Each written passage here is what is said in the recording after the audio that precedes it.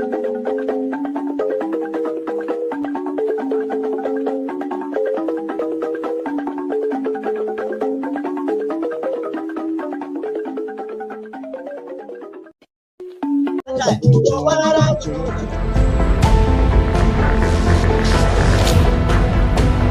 want you to understand that forget whatever that is going on social media, forget whatever that the Nigeria terrorist states are saying on social media and behaving on their National Assembly. They know that the game is over. I am telling you the fact. The northern Nigeria know that the game is over. I know what is going on within them. The presidency of Nigeria know that the game is over. The Senate President Akpabio knows that the game is over. The only people that do not know, or maybe they are just skeptical, are the gullible one Nigerians who are believing in the Nigeria terrorist army that they have the capability to eliminate Biafrans, not knowing that I actually lost the war already before even the war started. It's in program, wherever you are joining me from, I appreciate you and I thank you for being part of this program. Please like and share the program on your platform, share to family and friends, share to everyone that is close to you so that they can be part of this very platform and be able to send information across. Fellow Biafrans and people of the world, viewers across the world, in this very platform, we do not come here to instigate violence. We do not come here to preach hate. We don't come here for saga or to attack any individual. What we do in this platform is to send information across to the world on the true situation of things in Biafra land and in the contraption called Nigeria. There are so many things that are not being taken note of. There are so many things that are happening that are being told in a different form. In this platform, we bring those information to your doorstep and tell you exactly how things are. There are certain videos that you might not be able to come across on the media. Some videos that are hidden from the eyes of the people, we bring them out and share it through the social media so that the world will be aware of what is going on in the contraption called Nigeria. I welcome every one of you, and I'm going to share a very important information as we speak. I want you to watch this video from the beginning to end. You will understand what we are talking about. So many things that you can't see online. You are going to see it here. So listen to this very video from the beginning to end, and I bet you're going to enjoy it. Let us watch it together and see what the video has to say. You know, talking about how he also, through the former president, bribed 4 judges to rule a particular case in their favor. You know, isn't that more like shooting himself on the foot? Thank you, Tina. I have always said it that there are some matters you don't need to press further. I know of many politicians and individuals in this country who have been standard or solid, but because of the backlash, they simply ignored it. I mean, in case of Tinubu is a well-known case. There is nothing they have not said about Tinubu and all the documents that came from states and all that. Imagine if Tinubu were to come out and say, I am suing you for... That means, at the end of the day, he will even beg the person because documents will come out, evidence will come out, witnesses will come out. There are things you don't need to pursue just because you want to prove a point. There is no point to prove here. Every lawyer, except you have not been to court, knows what goes on there. We know those people who are using their influence to obtain justice. Lawyers have said it not once, not twice. So this particular case, Nandele is a player in our court. So he's talking about experience, personal experiences, which he has chronicled in his books. If I were the people that went to court, I would have said, look, let me be circumspect here. Let me just ignore him. Is it everything you must answer? How many has it been to be answered? So, all this you are going to do this, you are going to do that. It's neither here nor there, because at the end of the day, you will be the loser. Now that WikiLeaks has come out, what are you going to say? Oh, you are suing WikiLeaks now. Yeah, if you are doing what you are talking about, sue WikiLeaks so that we know that you are serious. You don't just look at the daily because you feel that he has no political godfather. You can now ride roughshod on him. Do you think that this is more like getting back at him? Recall that he once had an issue with Afa Babalola where he also sued him for libel. Yeah, of course. And then according to him, he said that the case did not even make it to where it should be because it was kind of, stopped before it to get to proper hearing and, proper, investigation. Now, do you think that this one now is more like get back? The way the whole thing is played out, or what do you make of it in general? If you get stuck somewhere, when the evidence and witnesses start coming forward, I am sure somebody will say, let us settle out on court. Barrister. Because more skeletons will be open. Barrister, it's interesting. Like, I'm going to take you up on a thing. Like, you said, every lawyer knows what goes in there. Yes. Experienced lawyers using their influence. Exactly. Exactly. Barrister, that's, isn't that an indictment? No, it is not. Barrister, please hold on. On the justice system.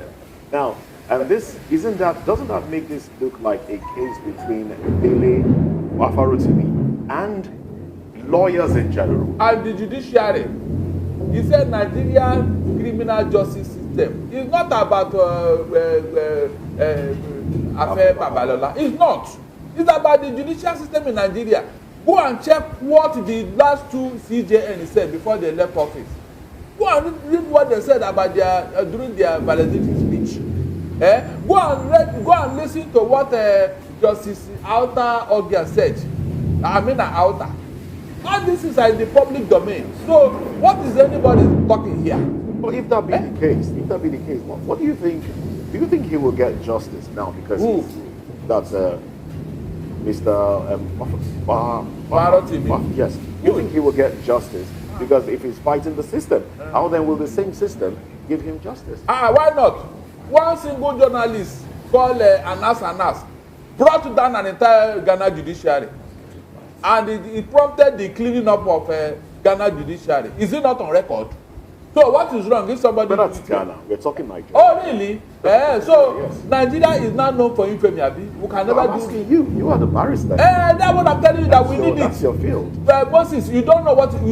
In fact, if you have experienced injustice in the court, you will shed tears. Tell me about it. I am telling you now. During the last presidential election, after the judgment was read, a lawyer tore his gun and his wig. He burnt it.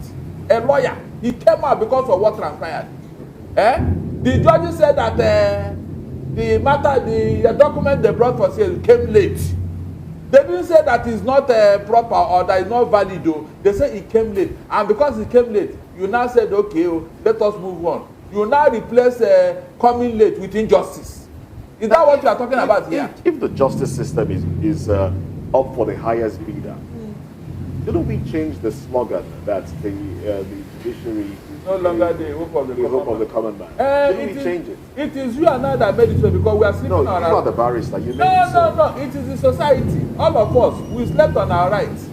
Is it not always? Let's move on. The election is over. Let's move on. Is that not what they were telling us? Okay. So we are moving on. We're not just talking elections now. You said what?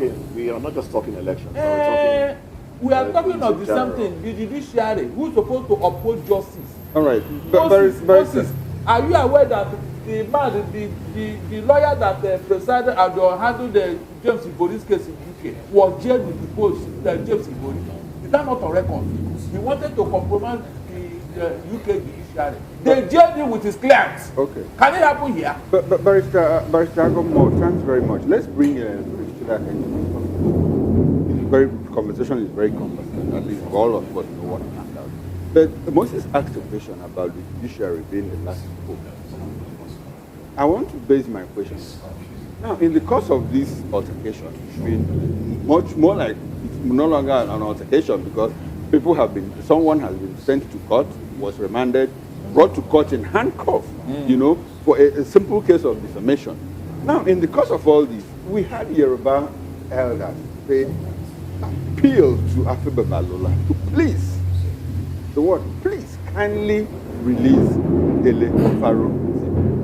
We also had our own Peter Obi, former the presidential candidate of the Labour Party in the 2023 general election. He took a journey to a state where he went to discuss probably with Afe Babalola based on this issue, because I think on the sidelines it was mentioned. He also went to see Dele Faro while he was in detention.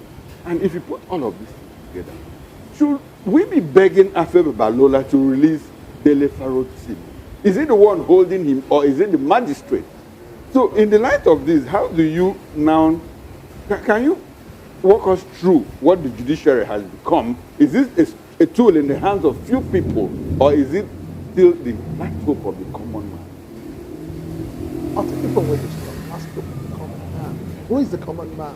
You and I saw children, kids, who were protesting in the north because they were hungry.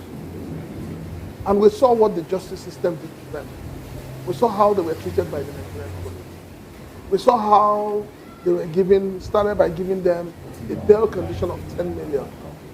And then you begin to ask yourself, has our judiciary system become one of the arms for generating revenue for government? That is where we should start from.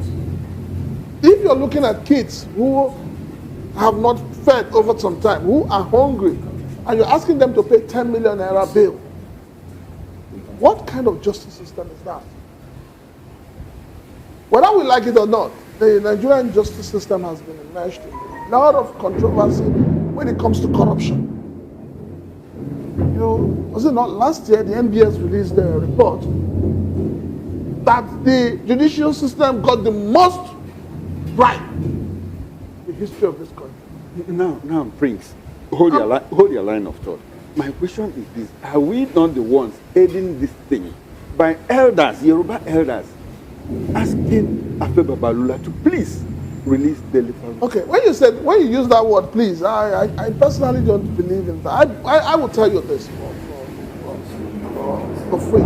I believe that it is best for us to judge people. I believe in alternative resolution issues. And I believe that, like they will say, an elder cannot be in the house and go to bed, child. Wouldn't it have been proper for these elders to appeal to the magistrate, to the judge that is handling the case? No. To follow due process. No. If you say they should appeal to the judge, you are indirectly saying they should go and bribe the judge. I think that what they have done in their capacity, within their rights, is proper. What P2B has done, we must also realize, let us not put P2B in the middle of all of this. I've seen a lot of people talking We'll come back to that. I've seen a lot of people saying all kinds of things. P2B naturally is one man that believes in peace. Now that you've taken us there, let me finish my thought. P2B believes in peace. And what P2B has done is what anyone in his right senses would have done. P2B has not given there is no release that he went to beg. So people insinuating that are not being fair to him. Okay, now, I'm sorry, I have to butt in at this point. I was hoping we'll come back to that towards the tail end of this segment of the show. But now that you brought P2B into the mix, don't you think he appears desperate? Desperate for what? Desperate to be in the news. If he's dabbling into things like this, does this concern Mr. Peter Gregory Obi? Should he be seen going to meet Afe Babalula to talk peace with him?